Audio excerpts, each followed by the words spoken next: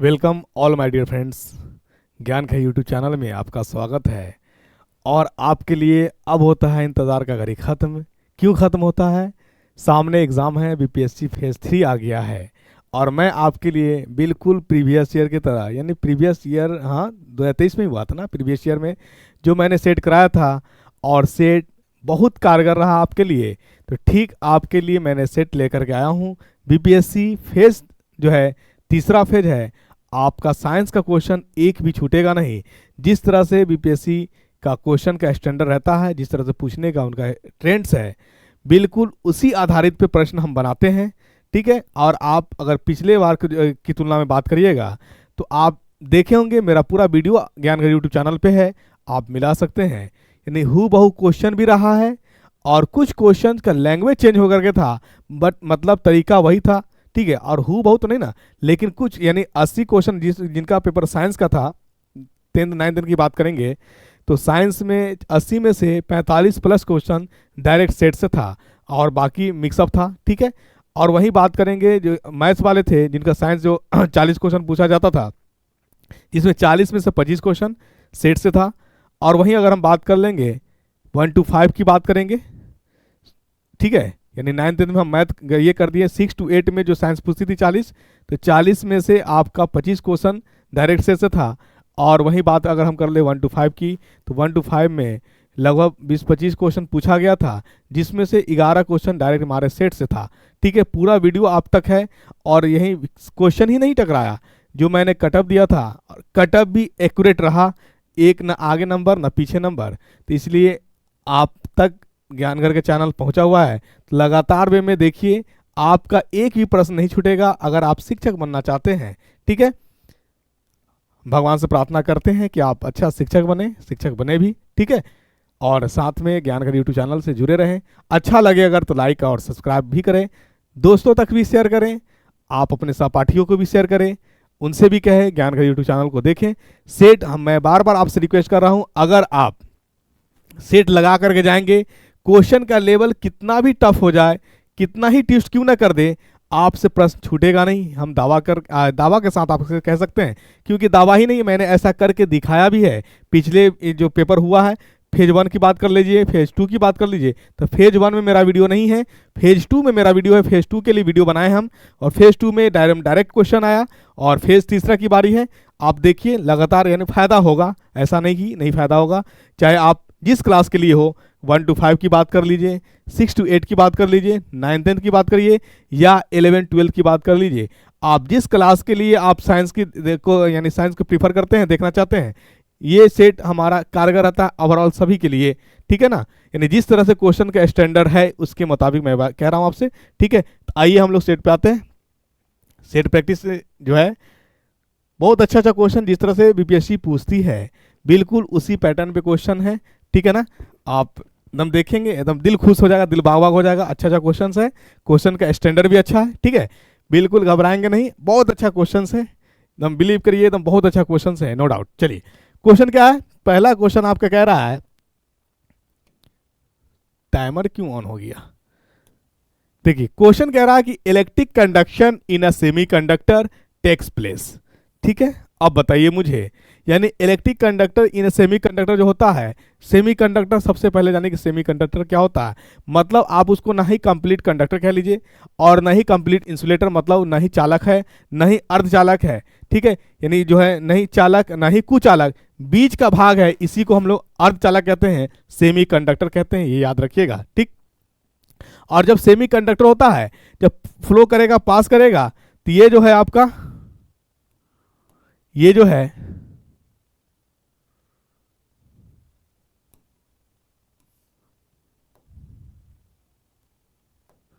Semiconductor जो है, जब फ्लो करता है तो आपको पता होगा, ये होल्स और इलेक्ट्रॉन, यानी आप कह लीजिए होल्स जो है, होल्स प्रोटॉन को कहते हैं।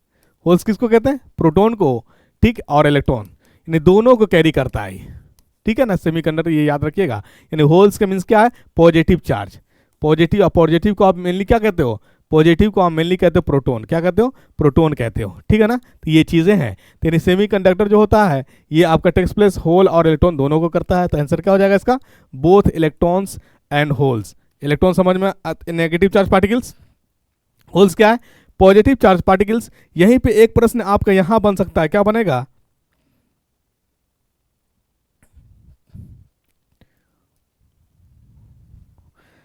यहां पे एक क्वेश्चन बन सकता है अगर आपसे पूछ दिया जाए कि एट रूम टेम्परेचर, ठीक है ना, एट रूम टेम्परेचर जो है सेमीकंडक्टर के पास इलेक्ट्रॉन मैक्सिमम होता है कि मिनिमम होता है। तो ये याद रखिएगा, ये एक्स्ट्रा पॉइंट है। एट रूम टेम्परेचर सेमीकंडक्टर के पास जो होता है पर्याप्त इलेक्ट्रॉन्स होता है, एनफ इलेक्ट्रॉन्स, ठीक है, आई बात समझ में। और दूसरी बात ये कहा जाएगा कि एट रूम टेम्परेचर में जो हमारा सेमीकंडक्टर होता है उसमें ये रेजिस्टिविटी लेस होगा कि कम होगा। तो अभी आपने बताया कि रूम के ताप पर इसके पास इलेक्ट्रॉन क्या होते हैं, ज़्यादा होते हैं। तो इलेक्ट्रॉन ज़्यादा होने के कारण मूव करने की टेंडेंसी क्या होगा, ज़्यादा होगा। तो इसका मतलब एट रूम टेम्परेचर पे जो होता है ये कंडक्टर के काम करता है, चालक के काम करता है, ठीक है। इसका मतलब ये हुआ कि एट रूम टेम्परेचर पे सेमीकंडक्टर जो होता है, सेमीकंडक्टर जो होता है, सेमीकंडक्टर इनवर्सली प्रोपोर्शनल होता है रेजिस्टिविटी का, ये याद रखिएगा। यानी प्रतिरोध का व्युत्क्रमानुपाती होता है कमरे के ताप पर, ठीक है, ये याद रखिएगा। और कमरे के ताप पर जो सेमीकंडक्टर होता है उसमें जो इलेक्ट्रॉन की संख्या होती है क्या होती है, ज्यादा होती है, ये याद रखिएगा, ठीक है। अगर यहीं पे आपसे बात कर दिया जाए, क्या बात कर दिया जाए, आपसे ये कहा जाए अगर कि जो सेमीकंडक्टर है, सेमीकंडक्टर है ये ताप जो टेम्परेचर अगर मान लीजिए टेम्परेचर क्लोज या एब्सोलूट जीरो हो जाए, absolute zero temperature. Absolute zero temperature कहने का मतलब यह हुआ कि जीरो केल्विन, क्या, जीरो केल्विन -273, ठीक है। ये इसको कहते हैं हम लोग एब्सोलूट टेम्परेचर। मतलब वहां पे टेम्परेचर क्या होगा, जीरो केल्विन होगा। जब ताप जीरो केल्विन हो जाए उसी को हम लोग कहते हैं एब्सोलूट टेम्परेचर। और एब्सोलूट टेम्परेचर पे सेमीकंडक्टर जो होगा लुक लाइक बिहेव करेगा इंसुलेटर की तरह, कुचालक की तरह बिहेव करेगा, ये याद रखिएगा। मतलब जीरो केल्विन एब्सोलूट टेम्परेचर पे सेमीकंडक्टर जो होता है कैसा लाइक करता है, बिहेव करता है, ये बिहेव करता है इंसुलेटर की तरह। कैसा, इंसुलेटर की तरह बिहेव करता है, ये याद रखिए। इंसुलेटर को हिंदी में क्या कहते हैं, कुचालक, है ना, ठीक है, ये याद रखिएगा। तो यहां तक आपको संबंधित प्रश्न। अब यानी जो भी प्रश्न आएगा ये याद रखिएगा, क्या याद रखिएगा कि रूम टेम्परेचर पे जो होता है सेमीकंडक्टर व्युत्क्रमानुपाती होता है किसका, रेजिस्टिविटी का। मतलब रेजिस्टिव बढ़ा दीजिएगा तो हमारा क्या हो जाएगा, कंडक्शन बढ़ जाएगा, क्योंकि वहां पे इलेक्ट्रॉन क्या हो जाता है, इलेक्ट्रॉन बढ़ जाता है, ये याद रखिएगा, ठीक। आइए अगला प्रश्न में आते हम लोग। बताइए, at absolute zero Si acts as, बताइए, अभी मैंने क्वेश्चन करा दिया है, ये क्वेश्चन बन गया आपका डायरेक्ट, ठीक है। क्या हो जाएगा, बिल्कुल आपने करेक्ट आंसर कहा, यानी इंसुलेटर हो जाएगा। मैंने क्या कहा कि जीरो केल्विन टेम्परेचर पे जो सेमीकंडक्टर होता है, यहाँ सेमीकंडक्टर क्या है आपका, सिलिकॉन, सिलिकॉन और जर्मेनियम।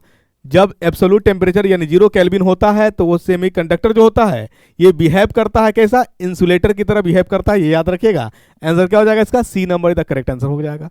चलिए अगला प्रश्न में आते हैं हम लोग।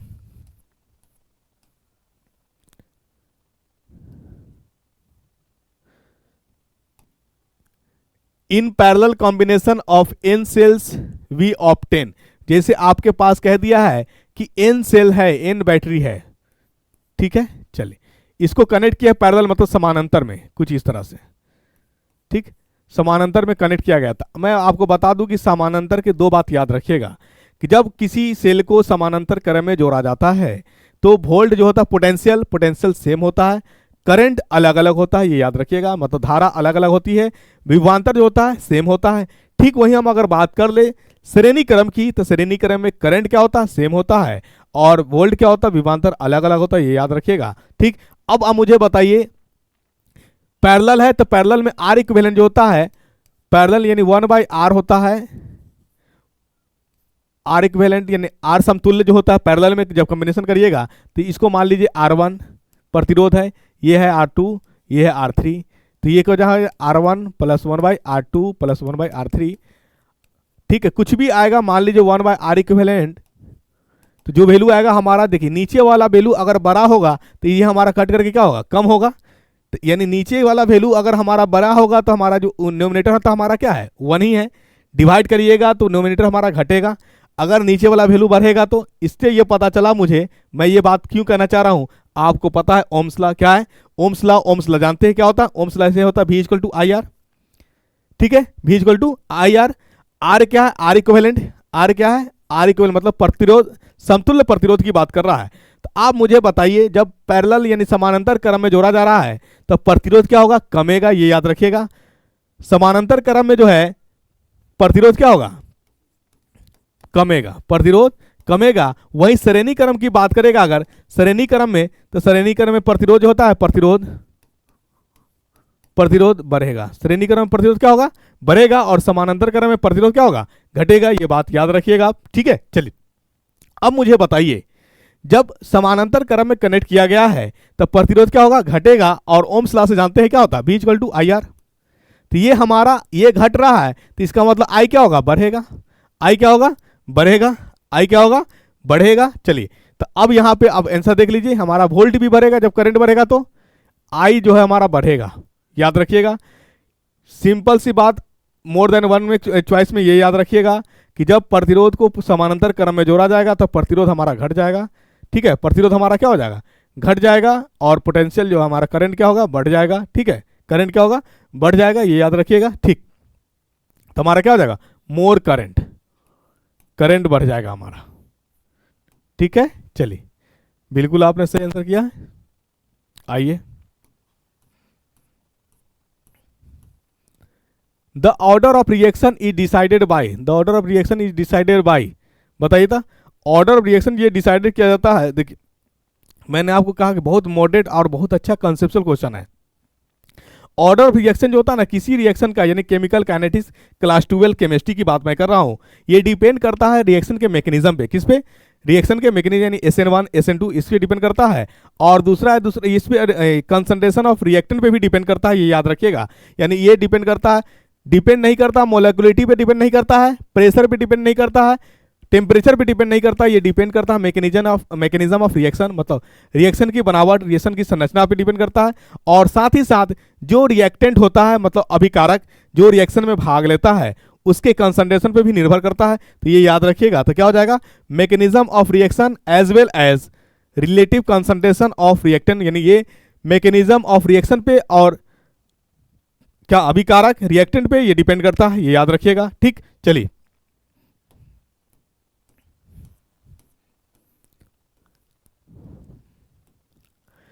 The forbidden energy gap for germanium crystal at 0 Kelvin, यानी एब्सोल्यूट टेम्परेचर पे पूछ रहा है, एब्सोल्यूट टेम्परेचर पे। तो अब देखिए फोरबिडन एनर्जी गैप क्या होता है, तो सबसे पहले जान लीजिए,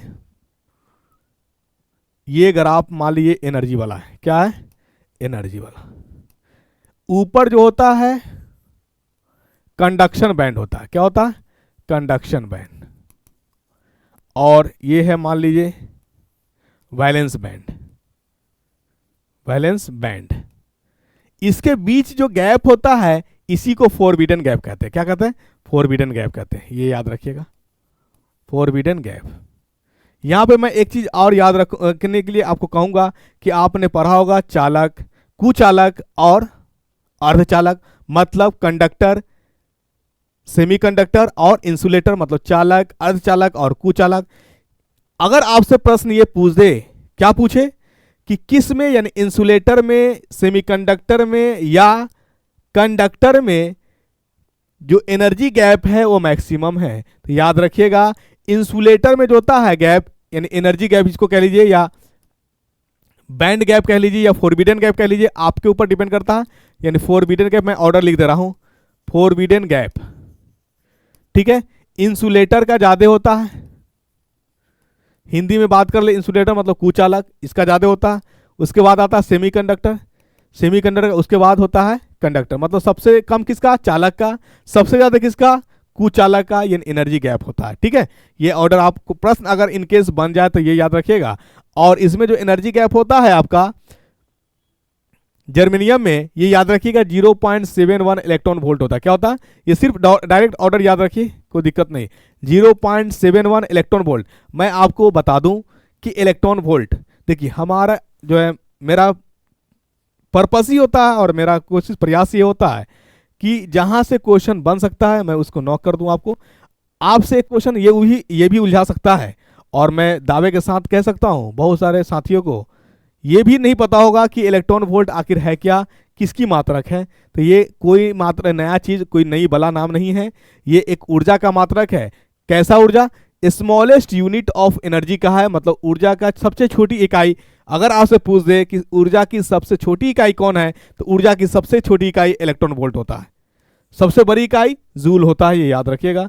ये ऊर्जा का ही यूनिट्स है, ठीक है। 4 यूनिट आपने पढ़ा होगा ऊर्जा का, क्या क्या पढ़ा होगा?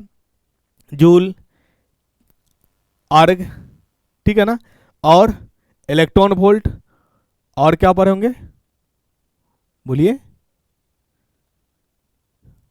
बिल्कुल आपने सही कहा, है ना।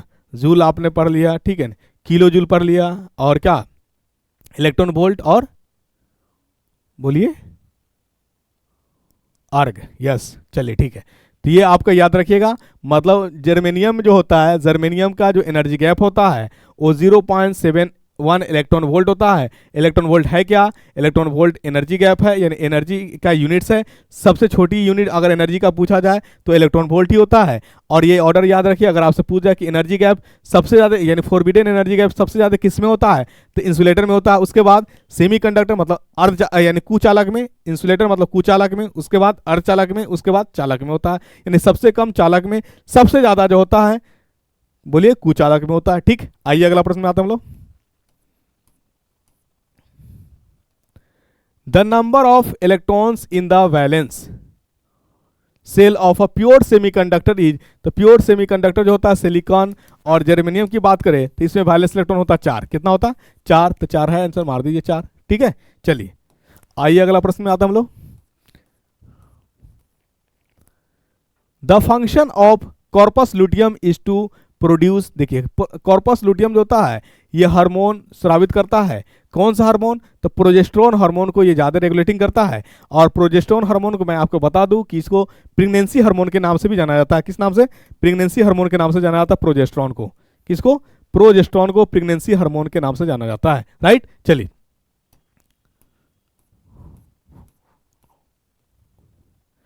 Jeans which code for a pair of contrasting traits are known है। देखिए कंट्रास्टिंग ट्रेट्स का मतलब होता है लक्षण, मतलब जो लक्षण पाया जाता है, जो जीन पेयर मतलब उसको हम लोग जो कहते हैं, यानी जीन जो होता है हमेशा पेयर में काम करता है। कंट्रास्टिंग कैरेक्टर जो होता है वो हमेशा, यानी अगर कोई लंबा है तो नाटा की भी संभावना है, अगर कोई गोरा है तो उसमें काला की भी संभावना है, अगर किसी का बाल स्ट्रेट है तो घुंघरैला का भी कारण है। मतलब जीन हमेशा पेयर में ही काम करता है, जोड़ा में ही काम करता है। और याद रखिएगा जीन इस तरह से भी हो सकता है और जीन इस तरह से भी हो सकता है, मतलब कैपिटल स्मॉल के भी फॉर्मेट में हो सकता है, कैपिटल कैपिटल भी हो सकता है, स्मॉल स्मॉल भी हो सकता है। मतलब जो 100% छोटा है उसमें आपका स्मॉल टी दिखेगा, जो 100% लंबा है उसमें कैपिटल डी दिखेगा। और ना ही जिसको आप छोटा कह सकते हो और ना ही जिसको आप लंबा कह सकते हो, तो वो आप कहलाएगा मिडिल वाला, तो मिडिल में इस तरह से होगा, ठीक है ना। और इसको हम लोग कहते हैं डोमिनेंट और इसको कहते हैं हम लोग रिसेसिव। मतलब कैपिटल वाले को हम लोग डोमिनेंट कहते हैं और स्मॉल वाले को हम लोग रिसेसिव कहते हैं। ठीक, आई बात समझ में। और इस तरह के अरेंजमेंट, यानी इसको कहते हैं अल्टरनेट फॉर्म ऑफ जीन, मतलब जीन का अरेंजमेंट सीक्वेंस, इसी को हम लोग कहते हैं अलील। क्या कहते हैं? अलील। अगर आपसे कभी कोई परिभाषा पूछ दे कि व्हाट इज अलील, तो ये याद रखिएगा कि जीन का अल्टरनेट फॉर्म ऑफ अरेंजमेंट, यानी अल्टरनेट में अरेंजमेंट होना, वही कहलाता है अलील। क्या कहलाता है? अलील। ये याद रखिएगा, ठीक। और अगर आपसे पूछ दिया जाए कि जीन का डिस्कवरी किसने किया है, तो आप बहुत फेमस पाउडर था बेबी जॉनसन पाउडर, तो बस बेबी जॉनसन नहीं याद रखना है, सिर्फ जॉनसन याद रखना। क्या करना है? जॉनसन याद रखना है कि जो जीन है, जीन का खोज किसने किया था, तो जॉनसन ने किया था। बार बार देखो, बार बार अब मैंने मना करा किया आपसे कि आपको बस बेबी जॉनसन नहीं रखना है, सिर्फ जॉनसन रखना है। और मेरे से ही बोला जा रहा है बेबी जॉनसन पाउडर, ठीक। लुक लाइक फनी, थोड़ा इंटरटेनमेंट भी होते रहना चाहिए, है ना, बीच बीच में। चलिए बात समझ में आ गई। यानी जीन का डिस्कवरी किसने किया? जॉनसन ने किया, ठीक। हाँ, यहीं पे एक प्रश्न और बनेगा, जीन कहाँ पाए जाते हैं? जीन डीएनए के अंदर होता है। ठीक है, चलिए एक प्रश्न ये बनेगा आपका कि फादर ऑफ जीन किसको कहते हैं? तो father of gene George Mendel को कहा जाता है। डिस्कवरी जरूर जॉनसन ने किया, लेकिन सिर्फ डिस्कवरी करके रख दिया, इसके बारे में कुछ बताया नहीं। बताने वाले कौन है? मेंडल साहब है, इसीलिए श्रेय किसका जाता है? मेंडल साहब को जाता है। ठीक है, चलिए अब यहीं पे बात है लिंक्ड जीन की बात अगर करें तो लिंक्ड जीन अगर मान ले कि सेम क्रोमोजोम से जो जीन अटैच होता है उसी को हम लोग लिंक्ड जीन कहते हैं, अरेंजमेंट जीन कहते हैं, अटैचमेंट जीन कहते हैं। ठीक है ना, चलिए और यहाँ पे अगर बात आ गई हम लोग को डोमिनेंट जीन, तो डोमिनेंट जीन वैसा जीन जो अपना प्रभाव किसी पे छोड़ता है। जैसे मान लिया किसी का फादर टॉल है और मदर थोड़ी शॉर्ट है, ठीक है, और बेबी जो हुआ टॉल हुआ, तो मतलब फादर का डोमिनेंट हुआ किस पे? बेबी पे हुआ, यानी इसी को कहा जाता है डोमिनेंट जीन, यानी फादर वाला जीन ज्यादा प्रभावित हुआ किस पे? बेबी पे। ठीक है, चलिए आइए अगला प्रश्न में आते हम लोग।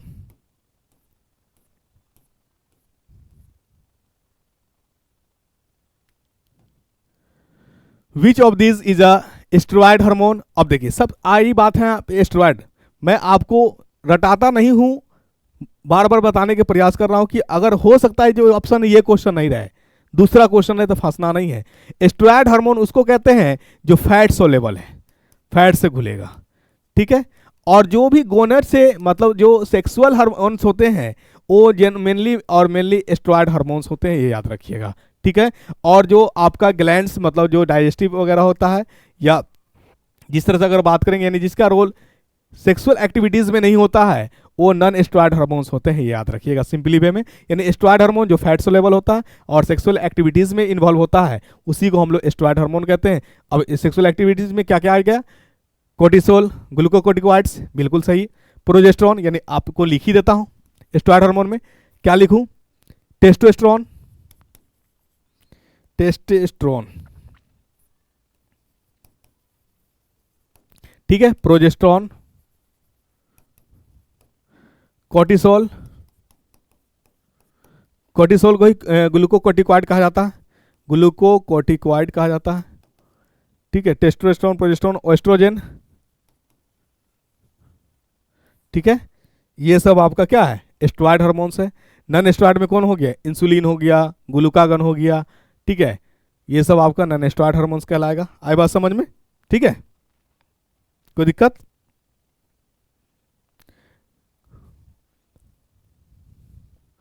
एंड्रोकॉल्स कुछ होता है शायद, क्या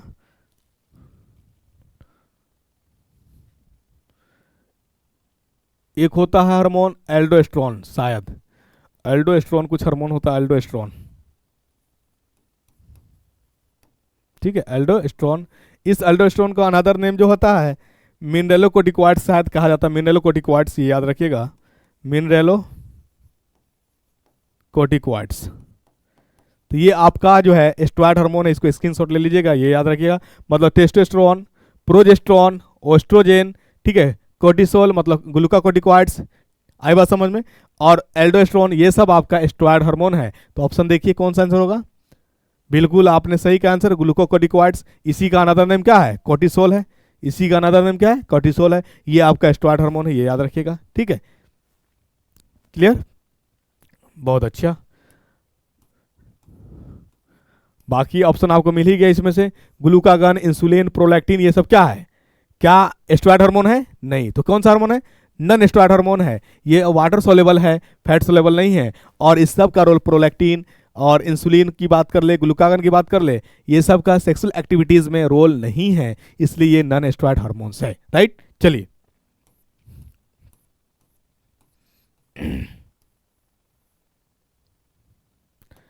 GnRH is released by the, यानी GnRH जो है ये आपका देखिए, ये GnRH ये हार्मोन जो है ये न्यूरॉन्स का एक पार्ट होता है। आपने पढ़ा होगा ब्रेन, क्या पढ़ा होगा? ब्रेन। ब्रेन का 3 parts, mid brain, hind brain और फोर ब्रेन। फोर ब्रेन में 2 पार्ट्स होता था, ये याद रखिएगा, डायंसिफिलोन और सेरिबेलम। डायंसिफिलोन का अप और डाउन होता था। अप को बोला जाता है हाइपोथैलेमस और डाउन को क्या बोला जाता था? बोलिए, डाउन को कमेंट करके बताइए, सारा चीज पढ़ाया हुआ है। ठीक है, कमेंट करके जरूर बताइएगा मुझे। GnRH ये जो हार्मोन है ये कंट्रोल होता है किससे? हाइपोथैलेमस यानी डायंसिफिलोन का पीक डाउन वाला जो पार्ट होता है उसी को हम लोग कहते हैं, क्या कहते हैं, बोलिए, हाइपोथैलेमस।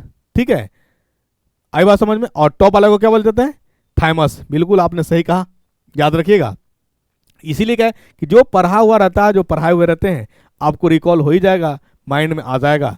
लेकिन थोड़ी ज़रूरत है क्या, माइंड को स्टेज देने की ज़रूरत। क्या होता है ना कि जब आप माइंड को रेस्ट देंगे ना, तो माइंड भी आपका रेस्ट हो जाता है, आराम खोजने लगता है। तो आराम हराम है, ये नारा किसका था, बोलिए, जय जवान जय किसान। सब भूल चुके हैं, सब कमेंट करके बताइएगा। जय जवान जय किसान, आराम हराम है, ये सब का स्लोगन। यानी सब अब कौन सा क्वेश्चन टकरा जाए, जीएस का क्वेश्चन का लिमिट थोड़ी है, अनलिमिटेड है, कुछ भी पूछा जा सकता है ना। जय हिंद सबसे पहले कौन बोले, ठीक है, ये सब जनरली आम बातें हैं। तो ये याद रखिएगा, जीएनआरएच जो है ये हार्मोन रिलीज किया जाता है हाइपोथैलेमस से। किससे, हाइपोथैलेमस से। इसका रोल होता है सेक्सुअली एक्टिविटीज में, ठीक है ना। जीएनआरएच का जो है क्या कहते हैं, याद रखिएगा, ये रिलीज कौन करता है, ये स्रावित करता है हाइपोथैलेमस। कौन करता है, हाइपोथैलेमस। आइए अगला प्रश्न में आते हम लोग। अब यहीं पे कुछ कुछ अगर बात कर दी हम लोग, चलिए। पिट्यूटरी ग्लैंड को मास्टर ग्लैंड कहा जाता है। पीनियल ग्लैंड, ठीक है, ये ब्रेन का क्या कहते हैं, ब्रेन का सैंड है। ये ब्रेन पिनियल ग्लैंड ही हार्मोन सीक्रेट करता है। कौन सा हार्मोन, जिसका नाम है मेलाटोनिन। कौन सा हार्मोन, मेलाटोनिन। क्या करता है, सुलाने में मदद करता है। वेरी गुड, आपको तो रिजल्ट पक्का है, कोई रोक ही नहीं सकता है। बहुत अच्छा जवाब दे रहे हैं, ठीक। नहीं, आप लोग अगर शिक्षक बनेंगे, और हम भगवान से प्रार्थना करते हैं कि आप लोग शिक्षक बने जाएं, तो बिल्कुल बच्चे से, आपसे जो बच्चे पढ़ेंगे बहुत ही भाग्यशाली, प्रभावित भी होंगे, प्रभावशाली भी होंगे, और बहुत भाग्यशाली महसूस करेंगे कि हमें पढ़ाने वाला आप जैसे शिक्षक मिला है। राइट, ठीक है। यानी देखिए, कभी भी जीवन में कुछ भी हो, शिक्षा ऐसा क्षेत्र है जहाँ पे कल्टी मारिएगा तो कल्टी मार करके आप अपने आप को बच तो सकते हैं, लेकिन कई बच्चों का भविष्य तबाह हो सकता है।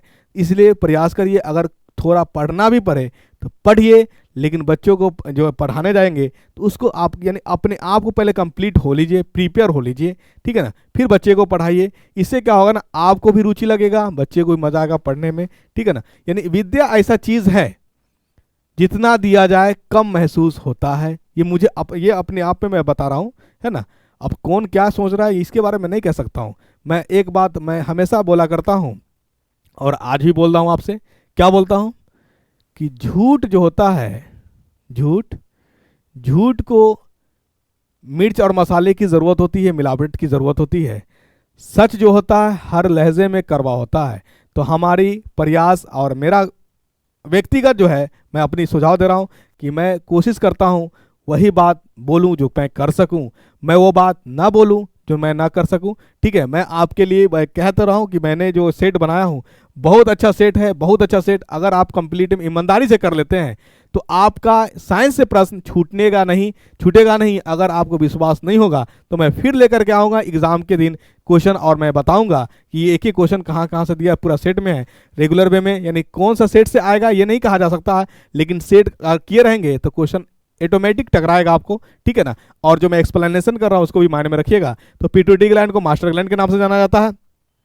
हाइपोथैलेमस पार्ट्स है ब्रेन का ही। किस ब्रेन का, फोर ब्रेन का पार्ट्स है। फोर ब्रेन में एक नीचे वाला पार्ट्स होता है यानी डायंसिफ्लोन में दो पार्ट्स होता है, थाइमस और हाइपोथैलेमस, ये याद रखिएगा, ठीक। गोनेड्स जो होता है यानी टेस्टिस और ओवरी। टेस्टिस भी हार्मोन सीक्रेट करता है, टेस्टोस्टेरोन, जिसको आप टेस्टोस्टेरोन कहते हैं, मेल हार्मोन्स। और ओवरी भी हार्मोन सीक्रेट करती है, क्या, ओवा, बोलिए, ओवा, बिल्कुल, बहुत अच्छा। चलिए, पीनियल ग्लैंड को आपने अभी देखा, ब्रेन सैंड के नाम से जाना जाता है, और ये हार्मोन सीक्रेट करता है मेलाटोनिन, जो करता क्या है, आपको सुलाने में मदद करता है, हेल्प करता है। और जब इसको कभी कभी आप देखते होंगे कि नई जगह ज़्यादा लाइट होने में आपको सोने में दिक्कत आती हो, तो वजह क्या है, वजह यही है कि मेलाटोनिन जो है आपका रेस्ट नहीं जा रहा। मेलाटोनिन तभी रिलीज होगा जब पिनियल ग्लैंड आराम करेगा, आपका रेस्ट में जाएगा। इसलिए ब्रेन का भी रेस्ट होना ज़रूरी है। इसलिए प्रकृति ने रात को इस तरह से रचना ही किया है कि आप ना चाहते हुए भी आपको नींद आने लगती है। समय पर, ठीक है। चलिए, यानी उसको सुकून मिलने लगता है ब्रेन को, और जब सुकून मिलेगा तो कौन सा हार्मोन सिक्रीट होगा, बोलिए मेलाटोनिन। और मेलाटोनिन जैसे ही सिक्रीट होगा, आप ना चाहते हुए भी क्या नींद का आनंद लेंगे, ठीक। आइए, विच of the following is a network solid. Network solid के नाम से कौन सा जाना जाता है, तो याद रखिएगा डायमंड भी नेटवर्क सॉलिड के नाम से जाना जाता है। इसके अलावा भी कुछ, हाँ, तो इसके अलावा भी जाना जाता है। सिलिकेट की बात करिए, SiO2, सीलियम डाइऑक्साइड, ये भी आपका डायमंड से क्या होता, बोलिए नेटवर्क सॉलिड के नाम से। डायमंड हो गया, सिलिकेट हो गया, और ग्रेफाइट की बात कर लीजिए, ग्रेफाइट, ये अभी आपका क्या होता है, बोलिए। हाँ बिल्कुल, नेटवर्क सॉलिड के नाम से जाना जाता है। आइए अगला प्रश्न,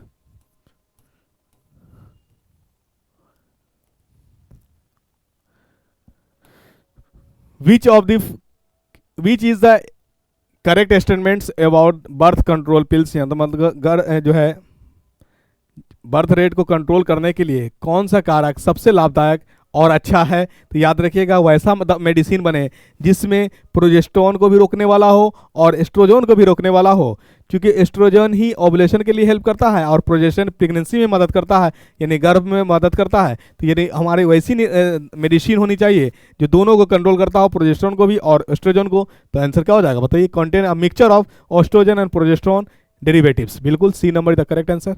आइए अगला प्रश्न में आते हैं। Graphite is a good conductor of electricity due to the presence of, यानी ग्रेफाइट जो होता है अच्छा इलेक्ट्रिसिटी का चालक होता है। क्यों, इसके पीछे कारण है कि इसके पास फ्री इलेक्ट्रॉन्स होते हैं, और जिसके पास फ्री इलेक्ट्रॉन्स होगा वही अच्छा चालक होगा। तो आंसर क्या हो जाएगा, free balance electrons, free balance electrons answer हो जाएगा बी नंबर। चलिए आइए अगला प्रश्न में आते हैं।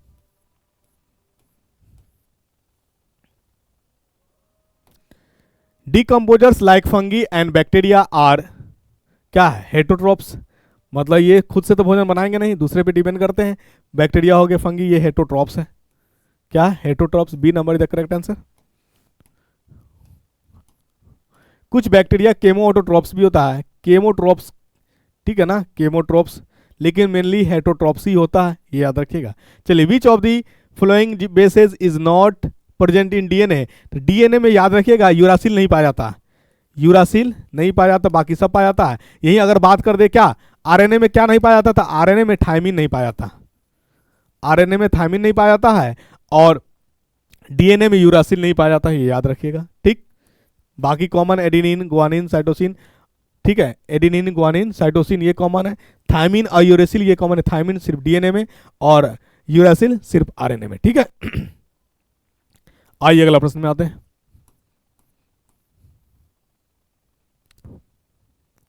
The correct IUPAC name of, यानी ये आपका देखिए कोऑर्डिनेशन केमिस्ट्री यानी coordination compound inorganic class 12 chemistry का क्वेश्चन है। मैं जहां से क्वेश्चन मैंने देखिए क्वेश्चन का स्टैंडर्ड देख करके जिस तरह से क्वेश्चन पूछती है मैं उस पर यानी उसी पैटर्न पे क्वेश्चन बनाता हूं, ठीक है ना। बहुत अच्छा क्वेश्चन रहता है, अगर लगातार सेट करेंगे आप तो ऑटोमेटिक आप खुद कहेंगे। हमारे बहुत सारे साथी जो है सिलेक्ट हुए हैं, बहुत सारे साथी। वो अलग बात है कि मैं आपका उनका फोटो वगैरह नहीं लगाया हूँ। देखिए मेहनत करिए, काम करिए, रिजल्ट अपने आप बोला जाएगा। मतलब परिणाम की चिंता मत करिए, काम करिए सिर्फ। अगर हम रिजल्ट लगा देते हैं सारा चीज़ तो क्या आप अट्रैक्ट होते?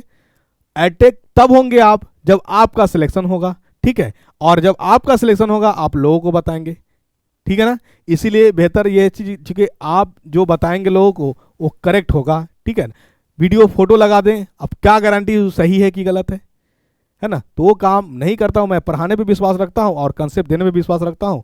और यकीन मानिए मैं पढ़ाने में भी कटौती नहीं किया हूँ, जो कंप्लीट बातें थी सारा चीज़ बताने के प्रयास किया हूँ।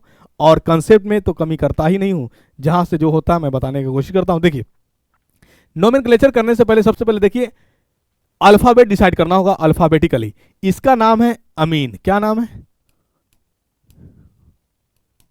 और इसका नाम है क्लोरो। क्लोरो एबीसीडी आती है हम लोगों को। एबीसीडी में अल्फाबेट में पहले ए आएगा, उसके बाद सी आएगा। डाई बाई टेट्रा ये अल्फाबेट में कंसीडर नहीं होगा। ओनली नेम जो होगा अल्फाबेट में कंसीडर होगा। By, try, tetra, penta, hexa ये अल्फाबेटिकल ऑर्डर डिसाइड नहीं होगा। दो के लिए हम लोग यूज करते हैं डाई, यहाँ पे देखिए अमीनो Na3 अमीन है, क्या गो है, 2 गो है, ठीक है ना। ये हमारा सेंट्रल मेटल एटम है। सेंट्रल मेटल एटम का नाम जो होता है लास्ट में लिखा जाता है सबसे पहले। इसको हम लोग कहते हैं जो सेंट्रल मेटल से अटैचमेंट है, इसको कहेंगे लिगेंड। ये भी लिगेंड है, ये भी लिगेंड है। आई बात समझ में। ये कैसा लिगेंड है, तो न्यूट्रल लिगेंड है। ये कैसा लिगेंड है, तो ये एनायन लिगेंड है, मतलब नेगेटिव चार्ज वाला लिगेंड है। लिगेंड कहते हैं उसको है जो अपना लोन पर इलेक्ट्रॉन क्या किसको देगा, सेंट्रल मेटल एटम को देगा। और सेंट्रल मेटल एटम कहते हैं किसको है, जो लिगेंड का इलेक्ट्रॉन पेयर मतलब लोन पेयर को एक्सेप्ट करेगा। मतलब सेंट्रल मेटल एटम के पास वैकेंट डी ऑर्बिटल्स है, ये कटोरा लेके खड़ा रहता है और लिगेंड आता है उस कटोरा को भर देता है। आई बात समझ में। यानी कटोरा को भरने वाला कौन, लिगेंड। कटोरा खाली रख करके खड़ा हो रहने वाला कौन, सेंट्रल मेटल एटम। मतलब सेंट्रल मेटल एटम जो है वो कटोरा लेकर के आ रहा, दे दे बाबा दे दे, ठीक है ना। और लिगेंड उधर से आया, ले रख दिया, जा तू भी खुश रहा, और मांगेगा ले मांग, ठीक है। आए बात समझ में। तो ये याद रखिएगा, डाई ट्राई टेट्रा ये अल्फाबेट में कंसीडर नहीं होता है। तो 2 के लिए हम लोग यूज करेंगे डाई, तो ये हो गया डाई अमीन। इसके लिए यूज करेंगे डाई, 2 गो क्लोरीन है तो डाई क्लोरो, ठीक है, die chloro. Central metal atom का नाम बाद में अगर मान लिया जाए कि ये हमारा अगर एनायन होता, क्या होता, एनायन होता, ठीक है ना, एनायन होता। एनायन मतलब समझ रहे हैं। जैसे यहाँ पे देखिए, ये मान लेते हैं हम लोग, अगर कर लेते हैं, ये के है पोटेशियम और इसको हम मान लेते हैं पीटी और जो भी लगा हुआ है, तो ये हमारा केटानिक हो गया। ये पूरे पार्ट क्या हो जाएगा हमारा, एनायनिक होगा। तो एनायनिक में सेंट्रल मेटल एटम जो हमारा होगा उसका लैटिन नेम यूज करेंगे। क्या करेंगे, लैटिन नेम। अगर एनायनिक नहीं है तो जो नाम होगा वही नाम लिखाएगा, ये रूल याद रखिएगा, ठीक। तो यानी हमारा क्या नाम हो जाएगा, डाई एमिनो, ठीक है, डाई क्लोरो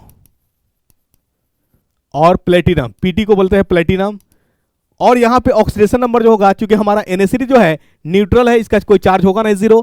1 क्लोरीन का होता -1, 2 क्लोरीन है तो कितना हो जाएगा -2। इसमें कोई चार्ज नहीं है तो 0 हमारा -2 बराबर किसके, 0 के। तो यानी पीटी बराबर क्या हो जाएगा, पीटी प्लस -2 बराबर 0। तो पीटी कितना हो जाएगा, 2 + 2। जब ऑक्सीडेशन नंबर हम रिप्रेजेंट करेंगे तो रोमन में करेंगे। क्या करेंगे, रोमन में करेंगे, काउंटिंग डिजिट में नहीं करेंगे, रोमन में करेंगे। तो प्लेटिनम 2 हो जाएगा इस तरह से, ठीक है। आई बात समझ में। और 0 अगर आपके माइंड में ये आ रहा है 0 अगर आएगा ऑक्सीडेशन नंबर तो उसको कैसे रिप्रेजेंट करेंगे, तो याद रखिएगा 0 का आविष्कार भारत में हुआ है तो ये 0 ही लगेगा इसी तरह से, ठीक है। 0 का आविष्कार भारत से बाहर नहीं हुआ है तो 0 जो हमारा भारत में हुआ था, भारत में इसी तरह से लिखा गया था 0 ऑक्सीडेशन नंबर होगा तो 0 इस तरह से ही लिखाएगा, राइट। ठीक है, बहुत सारे महान आत्माएं हैं, है ना, वो कंफ्यूज में आ जाते हैं कि अगर 0 ऑक्सीडेशन नंबर होगा तो उसको हम लोग कैसे रिप्रेजेंट करेंगे। तो जैसे चूंकि 0 का आविष्कार भारत में ही हुआ है, ठीक है। चलिए आइए अगला प्रश्न में आते हैं हम लोग।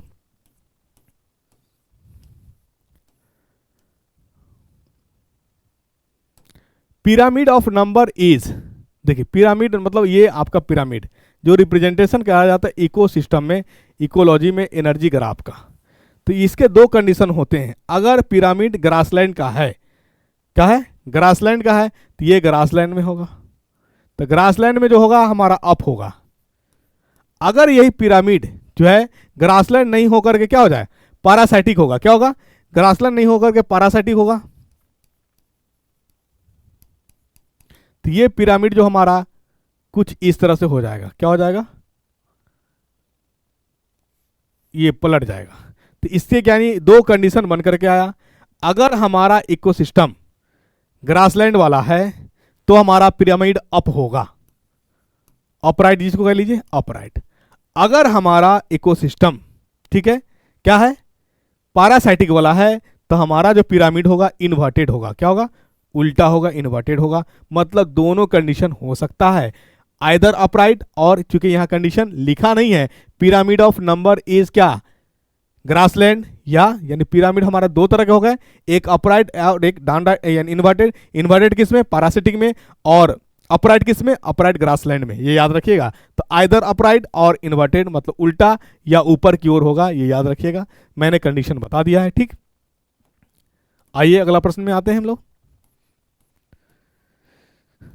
Climax community is a state of, यानी क्लाइमेक्स है तो जब क्लाइमेक्स ही अगर हम लोग समतुल इक्विलिब्रियम नहीं होगा तो फिर क्लाइमेक्स नहीं कहलाएगा। तो क्लाइमेक्स समुदाय में जो रहने वाला जो स्टेट होता है वो इक्विलिब्रियम को सूचित करता है। क्या करता है?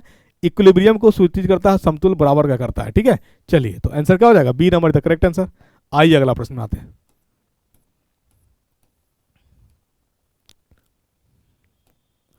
Distance between the genes and percentage of recombination shows, क्या सोच करता है? तो ये करता है सोच, बताइए, डायरेक्ट रिलेशनशिप शो करता है। मतलब जीन और परसेंटेज ऑफ रिकॉम्बिनेशन के बीच जो है संबंध है कैसा? डायरेक्ट रिकॉम्बिनेशन का, डायरेक्ट रिलेशनशिप का है, ये याद रखिएगा। ठीक है, चलिए आइए अगला प्रश्न में आते हैं हम लोग।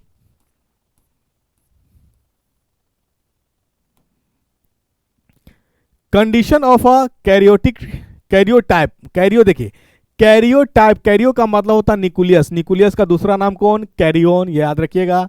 यहां पे न्यूक्लियस से ही संबंधित है karyotype. 2n+1 2n plus minus लिखा हुआ +-1, यानी यहाँ पे प्लस माइनस, ये हमारा तो हो गया न्यूक्लियस। इसमें ये प्लस हो रहा है और माइनस हो रहा है, ये बता रहा है गुणसूत्र की बात बता रहा है, क्रोमोजोम की बात बता रहा है। अगर क्रोमोजोम घटेगा या बढ़ेगा तो उसमें एक बीमारी आता है घटना या बढ़ना में, यानी घट भी सके और बढ़ भी सके, तो उसको हम लोग कहते हैं एनोप्लॉइडी। क्या कहते हैं? एनोप्लॉइडी, यानी वह बीमारी या वह लक्षण जिसमें क्रोमोजोम की संख्या घट रहा हो और बढ़ रहा हो, उसको हम लोग एनोप्लॉइडी कहते हैं। अगर एक क्रोमोजोम की संख्या घटेगा उसको हम लोग मोनोसोमी कहते हैं। क्या कहते हैं? मोनोसोमी। नंबर ऑफ 1 क्रोमोजोम घटेगा, 1 क्रोमोजोम घटेगा तो उसको हम लोग मोनोसोमी कहते हैं, मतलब एक। ठीक है, सोमा मतलब क्रोमोजोम, यानी एक क्रोमोजोम की घटना मोनोसोमी कहलाएगा। और ये याद रखिएगा 2n+-1 एंड 2n+-2, ये हमारा क्रोमोजोम का घटना और बढ़ना ये सूचित करता है एनोप्लॉइडी। क्या करता है? एनोप्लॉइडी। ठीक है, अगर बढ़ेगा सिर्फ प्लस माइनस का साइन न होकर के 2n+2 हो जाए तो ये पॉलीप्लॉइडी कहलाएगा। क्या कहलाएगा? यानी क्रोमोजोम की संख्या ज्यादा मात्रा में बढ़ रही है, शर्त है वहां माइनस का साइन नहीं होना चाहिए। जहां प्लस और माइनस दोनों साइन होगा एनोप्लॉइडी कहलाएगा। ठीक है, चलिए आइए अगला प्रश्न में आते हैं हम लोग।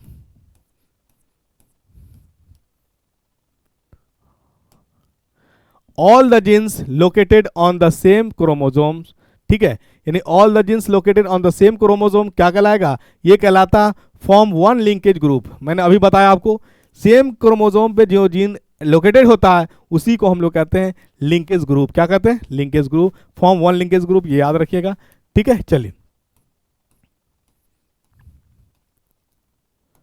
विच of the following is not a producer, मतलब इसमें से कौन प्रोड्यूसर नहीं है, यानी कौन जो है दूसरे पर निर्भर करता है, मतलब अपना भोजन नहीं बनाता है। तो सबसे पहले जो ऑप्शन है इसके बारे में जानिए। स्पाइरोगारा क्या है आपसे पूछा जाए तो स्पाइरोगारा प्लांट्स है।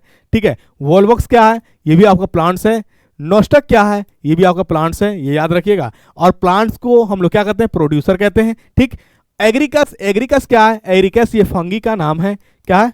फंगी है ये, बेसिडियोमाइसेट्स जिसको कहते हैं हम लोग, यानी इसका ये फंगी बेसिडियोमाइसेट्स, बेसिडियोमाइसेट्स, ठीक है ना, इसी को हम लोग फंगी कहते हैं। आई बात समझ में? एगेरिकस, एगेरिकस ये प्रोड्यूसर नहीं है। फंगी के बारे में आप जानते हैं क्या होता है? ये हेटरोट्रॉप्स है। क्या है ये? हेटरोट्रॉप्स है। तो आंसर क्या हो जाएगा इसका?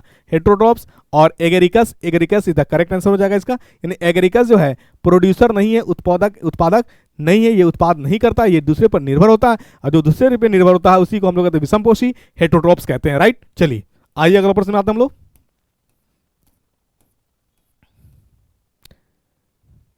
Spermiation is the process of the release of sperm forms.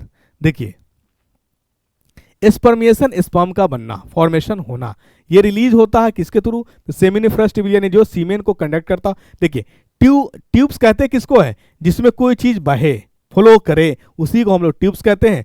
और क्या बह रहा है इसमें? तो सीमेन बह रहा, ठीक है ना, सीमेन बह रहा, तो इसी को हम लोग कहते हैं सेमिनिफरस ट्यूब्यूल्स। मतलब spermiation is the process of the release, यानी जो रिलीज होता है स्पर्म्स, कहाँ से होता है? ये याद रखिएगा, जो चालक हो जाए, जो कंडक्ट करेगा, तो सेमिनिफरस ट्यूब्यूल से कंडक्ट होता है। ठीक है, अगर यहीं पे बात कर दिया जाए कि स्टोर कहाँ होता है, तो वास्ट डिफरेंस में स्पर्म जो होता है शुक्राणु स्टोर होता है। ठीक है ना, और एपिडाइडाइमिस क्या होता है? तो एपिडाइडाइमिस जो होता है वो कवर करके रखता है किसको? टेस्टिस को। ठीक है ना, प्रोस्टेट ग्लैंड्स, ये आपका ग्लैंड्स है जो न्यूट्रिशन प्रोवाइड करता है। अगर आपसे एक प्रश्न ये पूछा जा सकता है, क्या पूछे कि स्पर्म में जो है, स्पर्म को जो एनर्जी देता है वो कौन देता है? स्पर्म में क्या पाया जाता है? ग्लूकोज, फ्रुक्टोज या सुक्रोज? याद रखिएगा, स्पर्म को जो एनर्जी मिलता है वो सिर्फ और सिर्फ फ्रुक्टोज की वजह से मिलता है, और ये एनर्जी में यानी उसको जो मूवमेंट प्रोवाइड करता है कौन करता है, प्रोस्टेट ग्लैंड्स करता है। ठीक है, ये याद रखिएगा। आए बात समझ में? चलिए, तो आंसर क्या हो जाएगा इसका? इसका आंसर हो जाएगा सेमिनिफरस ट्यूब्यूल्स। ठीक है, चलिए अगला प्रश्न आइए। A few statements describing a certain features of reproduction are given below। मतलब few statement कह रहा है कि कौन सा स्टेटमेंट्स में जो है वो डिस्क्राइब कर रहा है feature reproduction are given below. तो पहला देखिए, जेनेटिक फ्यूजन्स टेक्स प्लेस, नहीं। Transfer of genetic material takes place, बिल्कुल। और प्रोगेनीज हैव सेम रिप्रेजेंबल विथ पेरेंट्स, मतलब यानी कहने का प्रोगेनी जो होता है जो औलाद होगा उसमें पेरेंट जैसा सेम कैरेक्टर हो भी सकता है।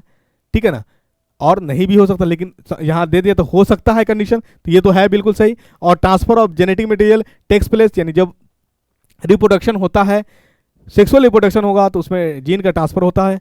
ठीक है ना, जीन का ट्रांसफर होता है, तो ये दोनों तो बात सही है। तो इसका आंसर क्या हो जाएगा? Both B and D correct, मतलब बीपीएससी ई भी ऑप्शन रखती है, मोर देन वन। ठीक है ना, तो ये सब क्वेश्चन को उसी स्टैंडर्ड के ही टाइप से बनाया गया है, बिल्कुल घबराएंगे नहीं।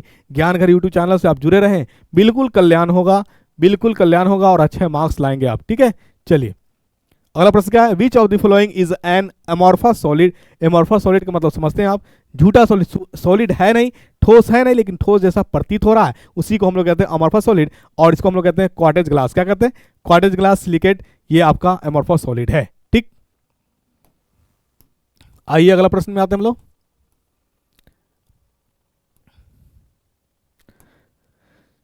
An atom with 3 protons and 4 neutrons will have a valency of. 3 protons बह दिया, मतलब लिथियम। ठीक है, लिथियम हीलियम के बाद कितना इलेक्ट्रॉन इसके पास फ्री है? 1 इलेक्ट्रॉन फ्री है। अब बताइए, हीलियम, लिथियम चाहेगा हीलियम बनना, तो हीलियम बनने से हीलियम का एटॉमिक नंबर था 2, इसके पास हो है कितना? 3 है। तो यानी 3 जो है, यानी हीलियम अगर बन जाएगा तो 2 होना चाहिए। ठीक, लेकिन लिथियम के पास है कितना? 3। तो एक को क्या करेगा? एक को डोनेट कर देगा। और छोड़ने और लाने, स्टेबिलिटी फुल करने के लिए इलेक्ट्रॉन को छोड़ना या लाना, यही कहलाता वैलेंसी। क्या कहलाता? वैलेंसी। ये आपका वैलेंसी है। ठीक है, ये है क्या? संयोजकता, जिसको कहते हैं आप, इलेक्ट्रॉन को छोड़ना या इलेक्ट्रॉन को लाना, डेट इज कॉल्ड संयोजकता, वैलेंसी। तो इसका कितना कितना छोड़ा है? 1 छोड़ा है। तो यानी हमारा लिथियम का कौन सा है? 1 वैलेंसी हो जाएगा। तो क्वेश्चन यहीं पे XYZ कह सकता है कि वैलेंसी कितनी, एलिमेंट कौन सा, धातु है कि अधातु? तो लिथियम हमारा धातु है। ठीक है, चलिए ये याद रखिएगा।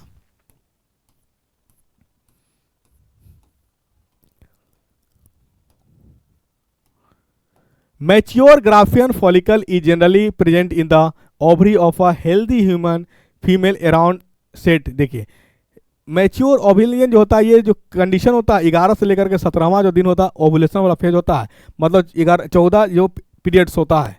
ठीक है, पीरियड्स आता है तो 1 से लेकर 5 दिन तक ब्लीडिंग होता है, उसके बाद जो होता है वो ब्लीडिंग बंद हो जाता है। ठीक, उसके बाद यानी 14वां दिन जो होता है एग रिलीज होता है, और 14वां दिन एग जो रिलीज होता है, इसी कंडीशन में अगर उस एग के साथ अगर स्पर्म का फ्यूजन हो गया तो प्रेगनेंसी की संभावनाएं है।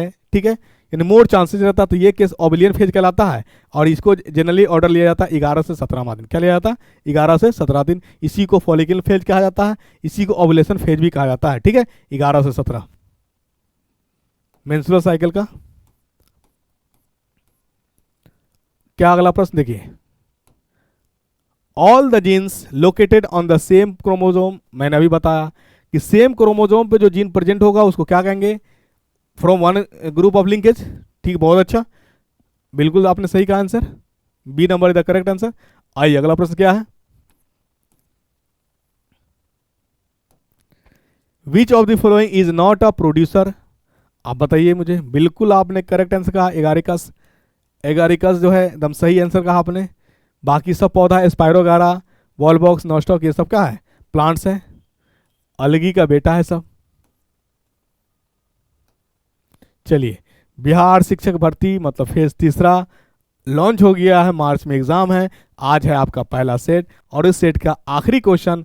ठीक है, ज्ञानघर यूट्यूब चैनल से जुड़े रहें, बहुत अच्छा क्वेश्चन के पैटर्न हम लेकर के आते हैं और बहुत अच्छा, ये आपको खुद लग रहा होगा हमें बताने की ज़रूरत नहीं हम समझ रहे हैं इस चीज़ को, क्योंकि बताते तब जब हम नए नए होते हैं। क्योंकि हमारा वीडियो पड़ा हुआ है और क्वेश्चन, बहुत सारा क्वेश्चन मैंने टकराया है, सारा वीडियो यूट्यूब चैनल पे अब अवेलेबल है, आप देख सकते हैं। क्वेश्चन क्या है, during the process of ecological succession the changes that takes place in communities are. ठीक है, यानी एक श्रृंखलाबद्ध कहला, यानी जो चेंजेज होता है एक श्रृंखलाबद्ध होता है, क्रमबद्ध में होता है। यानी हम कह सकते हैं यानी अचानक से नहीं होता, सीक्वेंस वाइज होता है, ठीक है ना। और श्रृंखलाबद्ध होता है, इसी को हम तो आंसर क्या कहेंगे, ऑर्डरली एंड सीक्वेंस। अचानक से नहीं होता, एक के बाद एक ग्रेजुअली चेंजिंग होता है। मतलब कभी कान में चेंजिंग नजर आएगा, कभी आंख में चेंजिंग नजर, यानी किसी का आंख भूरा, किसी का आंख नीला, ठीक है, किसी का काला, आए बात समझ में। और किसी की बात अगर हम लोग कहते हैं एयर लोब की बात करें तो किसी का अटैच, किसी का डिटैच, ये सब कंडीशंस बने रहते हैं। तो ये 30 क्वेश्चन के साथ आज का स्टेट, यानी जो होने वाला है, स्टेट नहीं कहेंगे, बीपीएससी 3 फेज तीसरा का जो एग्ज़ाम होने वाला है उसका पहला सेट है। और मैं एग्ज़ाम तक लेकर के आऊँगा ज्ञान का यूट्यूब चैनल से, आप लगातार बने रहे। Thank you so much.